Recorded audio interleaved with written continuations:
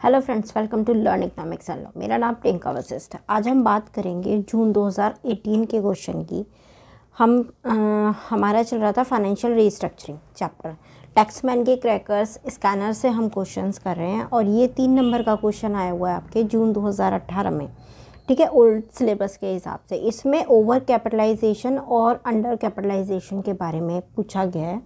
2018 में आया, what corrective measure a company can take to restructure its internal finance having notice symptoms of either under capitalization और over capitalization. यानी कि आपसे ये पूछा जा रहा है कि एक कंपनी है, उसमें आप बताइए कि जो कैपिटल है फाइनेंस एक बहुत इंपॉर्टेंट मैटर होता है किसी भी कंपनी के लिए।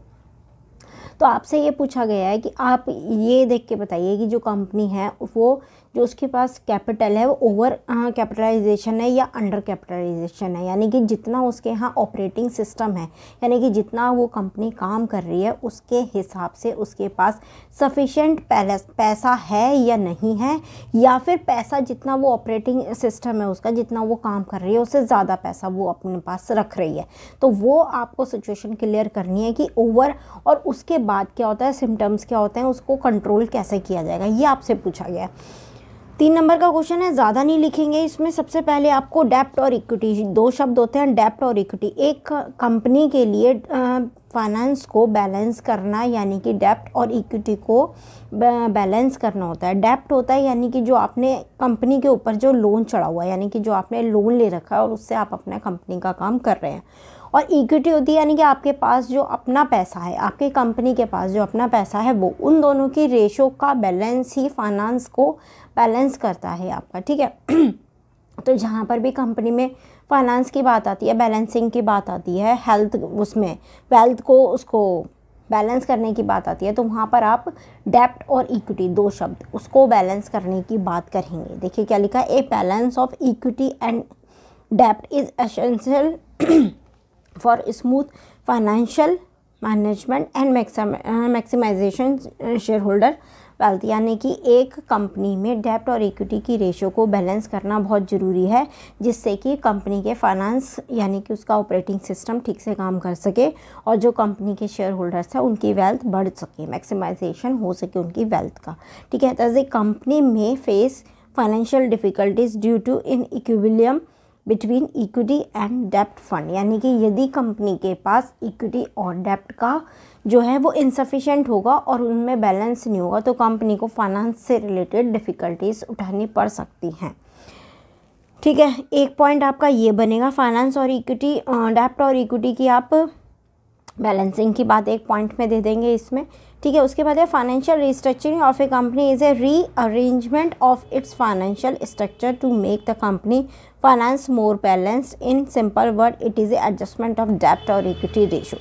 यानी कि आप फाइनेंशियल रीस्ट्रक्चरिंग का मतलब आपको पता ही है, यानी कि किसी भी चीज़ को दोबारा से रीस्ट्रक्चर करना, उसका स्ट्रक्चर ठीक से करना है। यदि इसके स्ट्रक्चर में कुछ गड़बड़ हो गई है, जैसे मान लीजिए कोई बिल्डिंग बन रही है, उसके कहीं पर कोई गलत दीवार खड़ी कर दी है या कुछ गलत हो गया है, तो उसका स्ट्रक्चर, वो वाला स्ट्रक्चर, ऐसे ही फाइनेंस कंपनी में फाइनेंस का जो स्ट्रक्चर होता है उसकी यहाँ पर बात कर रहे हैं। फाइनेंशियल रीस्ट्रक्चरिंग क्या होती है, रीमैनेजमेंट क्या होता है, फाइनेंशियल रीस्ट्रक्चरिंग क्या होती है, फाइनेंशियल रीस्ट्रक्चरिंग डेप्ट और इक्विटी की रेशियो को बैलेंस करना ही होती है। ठीक है, तो वही बात यहाँ पर लिखी है। अब अंडर कैपिटलाइजेशन और ओवर कैपिटलाइजेशन, मान लीजिए कंपनी के पास जितना वो काम कर रही है ऑपरेटिंग सिस्टम, यानी कि जितना उसको कंपनी को चलने के लिए, पूरा काम करने के लिए जितने पैसे की ज़रूरत है उतना पैसा उसके पास नहीं है, तो वो अंडर कैपिटलाइजेशन होगा। ठीक है, और यदि ओवर कैपिटलाइजेशन यानी कि उसका काम भी आराम से चल रहा है, उसके पास सफिशेंट पैसा भी पड़ा है खाली, जो किसी यूज़ के लिए नहीं है, जो मतलब फालतू में है। ठीक है, तो आप क्या करेंगे, उसके सिम्टम्स पूछें कि ऐसा सिम्टम्स बताइए कंपनी को देख के कि कंपनी के फाइनेंस, मतलब आप कंपनी से बाहर बैठे हैं और कंपनी कुछ इशू कर रही है, कुछ भी कर रही है कंपनी, तो आप हमें देख के बताइए सिम्टम्स क्या होंगे कंपनी के, जिससे आप ये कह सकें यार ये इसकी हरकतें ऐसी हैं तो यानी कि इसके पास ज़्यादा पैसा है। वो कहते हैं ना कि पड़ोसी को देख के आज नई कार खरीद ली, आज नया घर में फर्नीचर ले आए, कल को कहीं घूमने जा रहे हैं, नए नए पड़ोसी आ रहे हैं, नया नया सामान आ रहा है, रोज़ के नए नई बातें हो रही हैं, रोज़ को नए नए कपड़े पहन के जा रहे हैं, तो आप क्या कहेंगे, यार पैसा बहुत आ रहा है इनके पास, तो ज़्यादा ही पैसा आ रहा है। यानी कि आप उनको नोटिस कर रहे हैं ना, उनके सिम्टम्स नोटिस कर रहे हैं, ठीक है। देख रहे हैं आप रोज़ नए कपड़े पहन के निकलते हैं, रोज़ नया फर्नीचर खरीद लेते हैं, रोज़ कहीं घूमने चले जाते हैं, तो आपको क्या ये सिम्टम्स हैं, तो आपको पता लग रहा है कि यार इनके पास पैसा है। और एक व्यक्ति है जो बेचारा कभी कभार घर से बाहर निकल रहे हैं, दबे हुए रहते हैं, ज़्यादा बाहर भी नहीं जाते, ज़्यादा ऐसा भी कुछ नहीं है, घर में कुछ बना लिया। सिम्टम्स जैसे होते हैं किसी भी चीज़ के लिए। मुझे एकदम एग्जैक्टली एग्जाम्पल नहीं आ रहा, पर मैंने ये आपको एग्जाम्पल दिया कि किसी को देखिए कुछ ज़्यादा ही रोज़ नए कपड़े पहन के चल रहा है, रोज़ कहते हैं ना आज तेरे पास ज़्यादा पैसे आ रहे हैं, तेरे पास ज़्यादा हो रहा है। हम इन जनरल व्यवहार में देखते हैं ना, थोड़ा सा फ्रेंड्स के पास भी कई बार चल पार्टी देते हैं, चल ये करते हैं, वो यानी कि छूटते क्या बोलते हैं, ज़्यादा पैसे आ रहे हैं तेरे पास, यानी कि अपनी जो पॉकेट है उससे ज़्यादा पैसे आते हैं, तभी तो आप एक्स्ट्रा खर्च करते हो।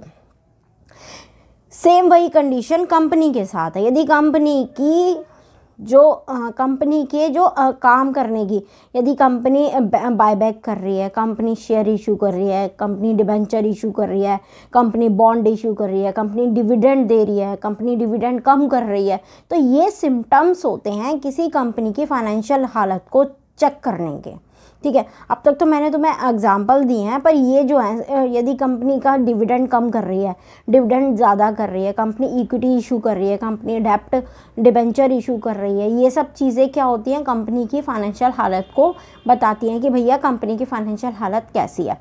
कोई चीख के तो नहीं बताता कि भैया हमारी हालत ये है, प्लीज़ हमें सपोर्ट करो, या हमारे पास पैसा फालतू है, प्लीज़ आओ हमारे यहाँ रोज़ पार्टी करो, ऐसा नहीं होता है, ठीक है। तो ये वो सिम्टम्स पूछे हैं, ठीक है। आपसे पूछा है ना क्वेश्चन में, restructuring its internal finance having notice symptoms of either under capitalization और ओवर कैपिटलाइजेशन, यानी कि वो सिम्टम्स बताओ कंपनी के, वो बताओ सिम्टम्स जिससे पता पड़े कि आप कह सकते हो कंपनी ओवर कैपिटलाइजेशन है या अंडर कैपिटलाइजेशन है। अब यहाँ पर लिखा under capitalization is a scenario where there is a shortage of fund as compare to scale and size of operating circle, यानी कि ऑपरेटिंग सर्कल यानी कि कंपनी में जो काम हो रहा है, कंपनी में जो काम करने के लिए, कंपनी को चलने के लिए जितना पैसा चाहिए उससे भी कम है कंपनी के पास, ठीक है। खाना बनाना है, सब्जी बनानी है, रोटी बनानी है, सब्जी के लिए तो पैसा ही नहीं है, आटे के लिए पैसा है पर सफिशेंट नहीं है, तो क्या हो गया, आपके पास कम है खाने के लिए पैसे। ऐसे ही कंपनी में काम करना है, प्रोडक्शन करनी है, पैसे है नहीं रॉ मटेरियल ख़रीदने के लिए, यानी कि कंपनी के पास अंडर कैपिटलाइजेशन है, कंपनी के पास अपने प्रोडक्शन करने के लिए, अपनी कंपनी को चलाते रहने के लिए भी फंड नहीं है, तो वो कंडीशन कंपनी की अंडर कैपिटलाइजेशन कहलाई जाएगी, और it is also known as over trading. Under capitalization का दूसरा नाम ओवर ट्रेडिंग है। आपसे क्वेश्चन में अंडर कैपिटलाइजेशन की जगह ओवर ट्रेडिंग लिख के भी पूछा जा सकता है, तो आप घबराइएगा नहीं। It is also known as over trading, ठीक है। On identify symptoms of under capitalization के सिम्टम्स कौन कौन से होंगे, injecting more capital either through right preference और पब्लिक इशू। कंपनी क्या होगी जब उसके पास पैसा कम होगा, सिंपल सी बात है, ओवर ट्रेडिंग अंडर कैपिटलाइजेशन, पैसा कम है तो कंपनी ऐसा अपना फाइनेंस करेगी, ऐसी अपनी पॉलिसी बनाएगी जिससे कंपनी के पास पैसा है, जिससे वो अपना डेली का ऑपरेटिंग सर्कल चला सके। तो उसके लिए वो क्या करेगी, शेयर इशू करेगी, ये injecting more capital either through right preference और पब्लिक इशूज चलाएगी, ठीक है। पब्लिक इशू चलाएगी जिससे क्या होगा, उसके पास पैसा आएगा। इशू बॉन्ड और डिबेंचर, बॉन्ड और डिबेंचर इशू करेगी जिससे उसके पास कंपनी के पास पैसा आएगा, ठीक है। Accepting deposit from director, share holders, relatives, business associates और पब्लिक से डिपॉजिट एक्सेप्ट करेगी, यानी कि पैसा जो डायरेक्टर, कंपनी का शेयर होल्डर, कंपनी के रिलेटिव, कंपनी के बिजनेस एसोसिएट्स यानी कि कंपनी जिनसे डीलिंग कर रही है वो, और सिंपल पब्लिक यदि पैसा दे रही है तो कंपनी उस पैसे को, उस डिपॉजिट को एक्सेप्ट करेगी। Reducing the dividend per share split at the share, यानी कि जो डिविडेंड कंपनी दे रही है अपनी शेयर्स पे वो भी कंपनी कम करेगी, और जो अपने शेयर्स हैं उसको स्प्लिट तोड़ भी सकती है, ठीक है। Issuance of bonus share will reduce both the dividend per share और earning per share. Issuance of bonus जो देती है वो भी डिविडेंड पर शेयर और अर्निंग पर शेयर दोनों ही तरीके से कम करेगी, दोनों ही तरीके को कम करेगी, ठीक है। तो ये सारे तरीके से क्या, यानी कि जो पैसा कंपनी से बाहर जा रहा है उस पर भी रोक लगाएगी और जो कंपनी में एक्स्ट्रा पैसा है उसको खींचेगी, यानी कि कंपनी के पास पैसा कम है। ये एक सिम्टम्स हैं जब company injecting more capital through preference और राइट और पब्लिक इश्यूज़ करे, डिवेंचर और बॉन्ड इशू करे, ठीक है, एक्सेप्टिंग पैसा एक्सेप्ट करे डायरेक्टर से, शेयर होल्डर से, बिजनेस एसोसिएट से और पब्लिक से, ठीक है, और डिविडेंड कम करे, स्प्लिट अपने शेयर को स्प्लिट करे, ठीक है, इशुएंस ऑफ बोनस को, earning per share, dividend per share कम करे। तो क्या होगा, ये सिम्टम्स हैं किस चीज़ के, ओवर ट्रेडिंग के और अंडर कैपिटलाइजेशन के, ठीक है। अब ओवर कैपिटलाइजेशन होता है यानी कि कंपनी के पास एक्सेस फंड है, यानी कि जितना काम करना है, खाना बनाना है, सब्जी के लिए भी पैसा है, आटे के लिए भी पैसा है और भैया जाके मिठाई भी ले आओ उसके लिए भी पैसा है। तो क्या होगा, ओवर कैपिटलाइजेशन है, यानी कि कंपनी के पास सफिशिएंट पैसा है अपने प्रोडक्शन को, अपनी कंपनी के काम को चलाने के लिए, एम्प्लॉयज़ को सैलरी देने के लिए और अपनी प्रोडक्शन को और जो भी एक्स्ट्रा खर्चे होते हैं उनको करने के लिए, ये सब करने के बाद भी कंपनी के पास कुछ पैसा बच जाता है, तो इसको ओवर कैपिटलाइजेशन कहते हैं। Over capitalization is a situation where there are excess fund invested in a business as compare to size of the operating circle, ठीक है। It is also known as under trading, यहाँ पर over trading था under capitalization में, यहाँ पर under trading है, ठीक है।